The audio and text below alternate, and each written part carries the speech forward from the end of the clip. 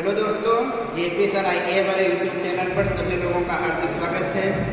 आज हम लोग प्रैक्टिकल करेंगे डीसी शंट जनरेटर, इसके कनेक्शन कैसे होते हैं और इसमें क्या क्या चीज़ें होती हैं सब हम लोग देखेंगे।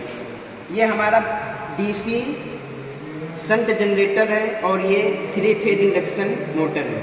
ये पूरा MG सेट कहलाता है। मोटर का काम क्या होता है? मोटर इलेक्ट्रिकल एनर्जी को मैकेनिकल एनर्जी में चेंज करने का काम करता है, यानी कि विद्युत ऊर्जा को यांत्रिक ऊर्जा में चेंज करता है। और मोटर क्या काम करता है? मोटर यांत्रिक ऊर्जा को विद्युत ऊर्जा में चेंज करता है। अब वो विद्युत ऊर्जा AC प्रकार की भी हो सकती है और DC प्रकार की भी हो सकती है। डिपेंड करता है कि आपका किस टाइप का जनरेटर है। ये DC शंट जनरेटर है, यानी कि ये DC को उत्पन्न करेगा। मोटर और जनरेटर दोनों फैराडे के विद्युत चुंबकीय प्रेरण के सिद्धांत पर काम करते हैं। ये इसका टर्मिनल बॉक्स होता है, जिससे अंदर की जो वाइंडिंग होती है उसके टर्मिनल बाहर निकले होते हैं। जनरेटर में 2 प्रकार की वाइंडिंग होती हैं, एक होती है आर्मेचर वाइंडिंग और एक होती है फील्ड वाइंडिंग। आर्मेचर वाइंडिंग और फील्ड वाइंडिंग और लोड, जब DC शंट जनरेटर होगा तो ये तीनों एक दूसरे के पैरेलल में होंगे। इसका आप ये डायग्राम भी देख रहे हैं, जिसमें तीनों चीज़ें आपस में लोड, आर्मेचर वाइंडिंग और फील्ड वाइंडिंग तीनों पैरेलल में हैं, यानी कि ये DC शंट जनरेटर है। ये जनरेटर 3 प्रकार के होते हैं, एक DC सीरीज जनरेटर, एक DC शंट जनरेटर और एक DC कंपाउंड जनरेटर। आज हम लोग प्रैक्टिकल करेंगे DC शंट जनरेटर पर, आगे DC सीरीज और DC कंपाउंड दोनों पर करेंगे। और इस लीड में 4 टर्मिनल आप देख रहे हैं। ये 4 टर्मिनल में 2 टर्मिनल हैं DC आर्मेचर के और 2 हैं इसकी फील्ड वाइंडिंग के। अब हमको पहला नंबर चेक करना है कि कौन से आर्मेचर वाइंडिंग के हैं, कौन से फील्ड वाइंडिंग के हैं। एक लाल है और एक काला है, 2 कलर के ये तार बाहर निकले हुए हैं। आर्मेचर वाइंडिंग का प्रतिरोध बहुत कम होता है।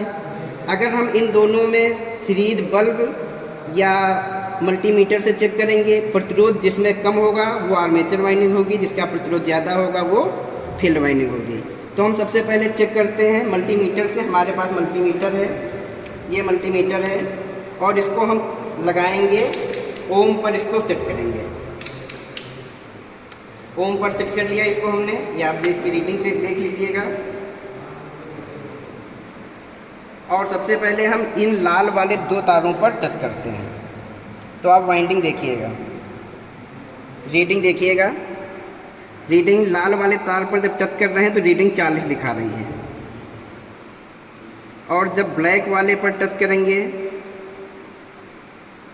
तो रीडिंग 167 दिखा रही है, यानी कि ब्लैक वालों की ज़्यादा है। तो ब्लैक वाले फील्ड वाइंडिंग के कनेक्शन हैं और लाल वाले आर्मेचर वाइंडिंग के कनेक्शन हैं। इसको हम इससे भी चेक कर सकते हैं, हमारे पास सीरीज लैंप है, सीरीज लैंप से भी चेक कर सकते हैं। सबसे पहले हम आपको सीरीज लैंप से चेक करके भी दिखा देते हैं।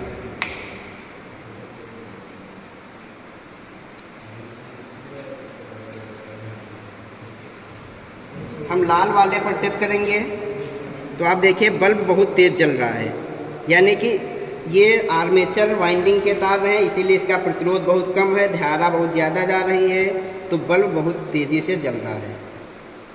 इसमें टच करेंगे तो बल्ब जल रहा, लेकिन बिल्कुल एकदम नाम मात्र से जल रहा है, आपको दिखेगा नहीं, हल्का सा लाल हो रहा है, यानी कि इसका प्रतिरोध जो है बहुत ज़्यादा होता है फील्ड वाइंडिंग का, जिसकी वजह से बल्ब नहीं जल रहा है। तो इस तरीके से इसके हम टर्मिनल का चेकअप करते हैं कि कौन सा फील्ड वाइंडिंग है, कौन सा आर्मेचर वाइंडिंग है। अब इन दोनों को, अब ये जब हम इसको इलेक्ट्रिकल एनर्जी देंगे तो इलेक्ट्रिकल एनर्जी को मैकेनिकल एनर्जी में चेंज करके ये जनरेटर को देगा।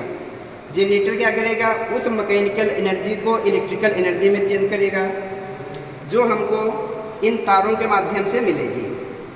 इसमें एक कम्यूटेटर लगा होगा, कम्यूटेटर पर कार्बन ब्रश लगे होते हैं और कार्बन ब्रश का ही कनेक्शन हमारे इस टर्मिनल बॉक्स में आया हुआ होता है। कम्यूटेटर एसी हमेशा जनरेटर एसी ही उत्पन्न करता है, तो एसी को कम्यूटेटर क्या करेगा, डीसी में चेंज करके हमको दे देगा। अब इन टर्मिनलों को हम दो इसमें हैं श्रेणी के, यानी कि आर्मेचर वाइंडिंग के, और दो हैं फील्ड वाइंडिंग के। एक आर्मेचर वाइंडिंग, एक फील्ड वाइंडिंग, दोनों को हम आपस में जोड़ लेते हैं। जनरेटर को घुमाएगा, जनरेटर क्या करेगा, डीसी यहाँ से उत्पन्न कर देगा, और उस डीसी को हम इस मल्टीमीटर से मापेंगे कि डीसी कितनी उत्पन्न हो रही है। अभी जब इसकी हम सप्लाई ऑन करेंगे तो ये हमारा मोटर चालू हो जाएगा। यहाँ से सप्लाई को ऑन करते हैं, मोटर हमारा चालू हो गया।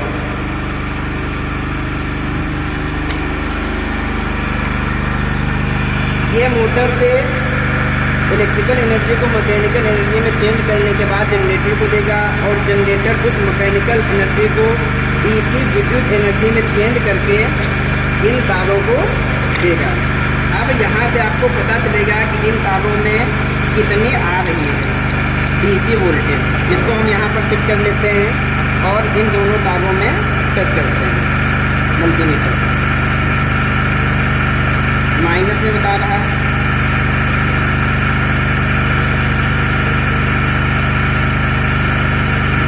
आप देख रहे हैं 1.77 वोल्टेज के वोल्टेज हमारा जनरेटर उत्पन्न कर रहा है। ये इतनी कम क्यों उत्पन्न कर रहा है, इसका कारण है कि इसके जो फील्ड पोल्स में जो चुंबकीय बल होता है, जो चुंबकत्व होता है, वो बहुत कम हो गया है। इस वजह से ये कम उत्पन्न कर रहा है वोल्टेज। इसका जब इसके फील्ड पोल्स का हम चुंबकत्व बढ़ा देंगे, डीसी इसमें डीसी करंट जब पोल्स में देंगे तो उसका चुंबकत्व बढ़ जाएगा और यहाँ पर वोल्टेज ज़्यादा देने लगेगा। इस तरीके से इसका पूरा कनेक्शन होता है और इस तरीके से पूरा इसका मापा जाता है कि कैसे टर्मिनल चेक करेंगे कौन सीरीज उसके हैं, फील्ड के हैं, और कौन आर्मेचर वाइंडिंग के हैं। और इसी तरीके से अभी हम शंट का कर रहे हैं, आगे हम सीरीज का भी करेंगे और कंपाउंड का भी करेंगे। तो ऐसे ही वीडियो देखने के लिए चैनल को सब्सक्राइब करें और वीडियो को लाइक करें।